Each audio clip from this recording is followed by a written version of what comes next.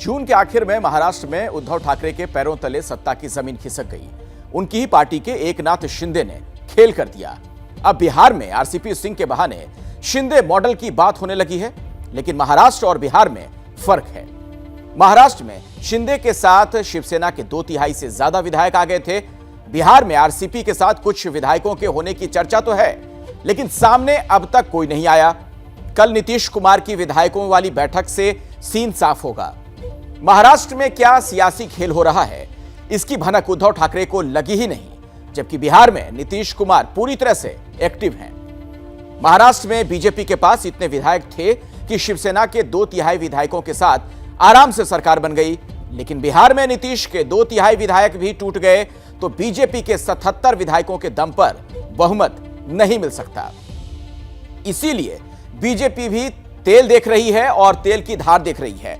आने वाले दिनों में क्या होगा यह देखना दरअसल बहुत ही दिलचस्प होगा। जिस अंदाज में बिहार की राजनीति बदलती हुई नजर आ रही है, यह हो सकता है कि नीतीश कुमार पलटी मार लें और आरजेडी के साथ चले जाएं। कांग्रेस साफ कर चुकी है कि जहां तेजस्वी जाएंगे कांग्रेस वहीं जाएगी। अगर तेजस्वी और कांग्रेस नीतीश के नाम पर तैयार हो गए तो नीतीश की बादशाहत कायम रह सकती है। तब जेडीयू के 45 विधायक, आपके सामने देखिए जो तमाम आंकड़े हैं, आरजेडी के 79 विधायक, कांग्रेस के 19 विधायक, लेफ्ट के 16 विधायक और हम के 4 विधायकों के दम पर 163 विधायक हो जाएंगे, जो बहुमत से काफी ऊपर होगा। और सबसे बड़ी बात तो यह कि नीतीश कुमार हमेशा पार्टनर बदलते रहे, और पार्टनर भी ऐसे कि विचारों में जमीन आसमान का फर्क। कभी लालू के साथ, कभी बीजेपी के साथ, कभी इस तरफ कभी उस तरफ। नीतीश कुमार की पलटी मार पॉलिटिक्स पर यह खास रिपोर्ट देखिए। चुनाव में नारा लगता था हर हर मोदी, घर घर मोदी। अब आजकल नारा लग रहा हर हर मोदी। इनकी हालत ये है, अपनी ढेगर न देखे दूसरे की फूली निहारे। एक और कहावत है ना, चलनी दूसरे सूख। तो लोगों को अपने हालात के बारे में सोचना चाहिए। देख लीजिएगा, एक बिहारी सब पर भारी पड़ेगा। ये देश हवा बनाने से नहीं चल सकता। बहती हवा था, हवा सा था वो, बहती हवा सा था वो, काला धन लाने वाला था वो, कहाँ गया उसे भूल। बहती हवा सा था वो, उड़ती पतंग सा था वो, कहाँ गया उसे ढूंढो। 2017 में हवा के रुख को भांपकर नीतीश कुमार ने पीएम मोदी को ढूंढ लिया था। ये वही नरेंद्र मोदी थे जिन्हें 2013 से 2017 तक नीतीश कुमार ने पानी पी पी कर कोसा था। लेकिन उसी हवा में बहकर जब उन्होंने बीजेपी से हाथ मिलाया तो मोदी नाम की माला जपने लगे। और इस बात में किसी को कोई कंफ्यूजन नहीं है, भारतीय जनता पार्टी को कोई कंफ्यूजन नहीं है, सिर्फ नेतृत्व को। मोदी जी का मुकाबला करने की किसी में क्षमता वगैरह है नहीं। कितने बड़े सिद्धांतवादी, कितने बड़े आदर्शवादी का बहाना बना के, चादर ओढ़ के, न जाने भारत के राजनीतिक इतिहास में कितना बारी पलटी इन्होंने मारा है। इनको पलटू राम ही कहिए, राजनीति के ये पलटू राम है।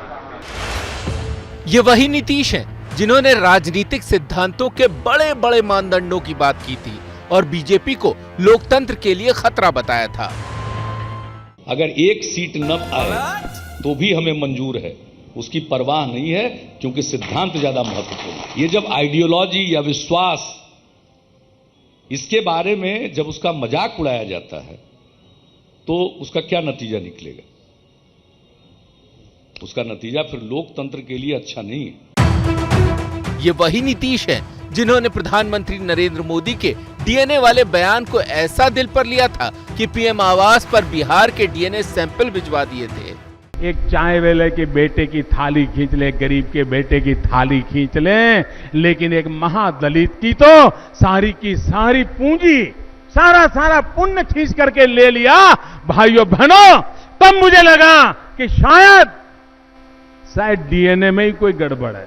गडकरी साहब ने बिहार के डीएनए के बारे में कहा था कि इसमें कास्टिज्म है, और इन्होंने मेरे डीएनए पर कहा हम बिहारी हैं।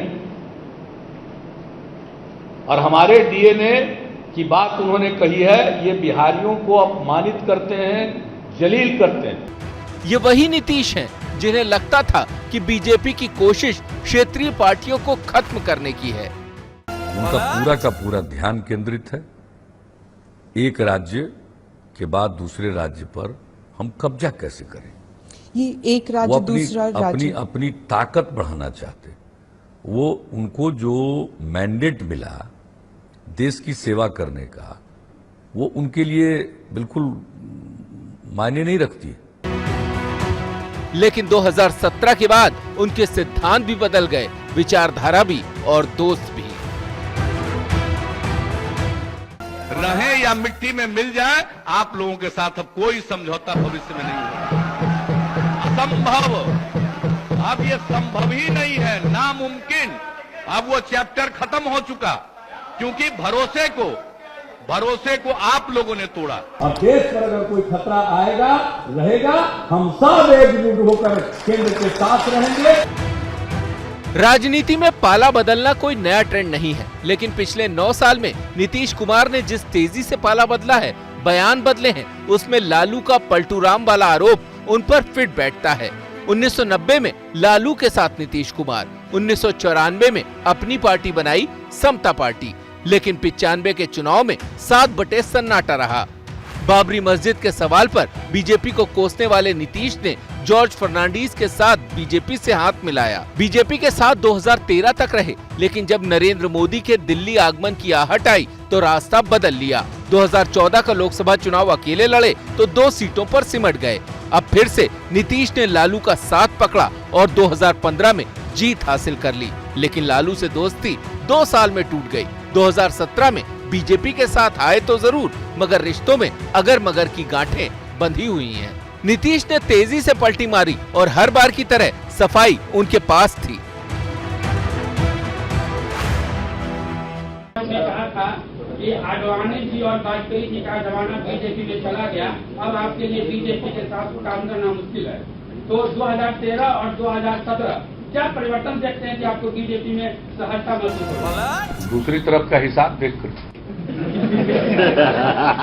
नीतीश कुमार ने इतना बड़ा ढोंग किया, उन दिन की देहात में कहा जाता है कि एगो छौरी बुलू की और जिन्हें देखे दही चूरा उन्हें जाके हुलू की।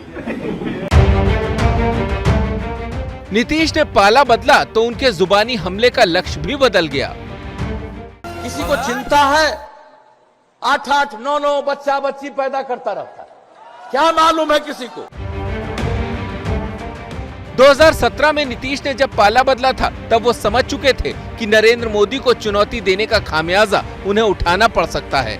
बीजेपी के साथ जब वो 2020 चुनाव में उतरे तो बीजेपी के समर्थन से वो मुख्यमंत्री तो बन गए, लेकिन उनकी पार्टी ने 2000 के बाद सबसे बुरा प्रदर्शन किया। नीतीश सरकार जरूर चला रहे हैं, लेकिन उस सरकार की डोर बीजेपी के हाथ में है और देर सबेर उनके नीचे से कुर्सी खिसक सकती है। इसीलिए एक बार फिर वो पलटने की जुगत में है। पटना से प्रकाश कुमार की रिपोर्ट। जैसे ही घड़ी का काटा दोपहर 2:30 पे आए, बबीता जी का दिल सास बहू साजिश के लिए मचल जाए। और ये है इनकी बहू, पूरे दिन ऑफिस की टेंशन हो जाए गॉन जब ये करें अपना फेवरेट शो फ्री टाइम पे ऑन। इनकी तरह आप भी देखिए अपना फेवरेट शो अपने टाइम पर और डाउनलोड कीजिए एबीपी लाइव ऐप अपने स्मार्ट टीवी पर।